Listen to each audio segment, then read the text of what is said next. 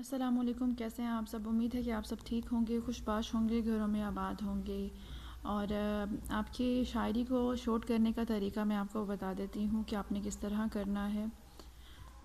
آپ نے مرثیہ، مستس اور مناجات بیوہ، ان کو آپ ان کی جو تشریح ہے ان کو آپ کمپلیٹ پڑھ لیجئے گا، کیونکہ اگر ان کا تنقیدی جائزہ کوسچن کے طور پہ آتا ہے تو آپ کا شاعری کا پارٹ بھی ہو جائے گا اور آپ کا کوسچن بھی حل ہو جائے گا۔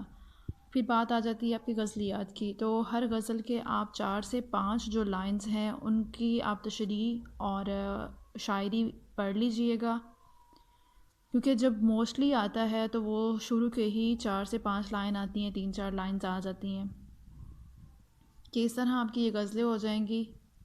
اور اسی طرح سے ہے اکبر الہ آبادی کے قطعات، ان کا بھی آپ ایسے ہی کر لیں کہ شروع کی جو لائنز ہے وہ آپ کر لیں، اور جب آپ اس کی مثنوی کو پورا پڑھ لیں۔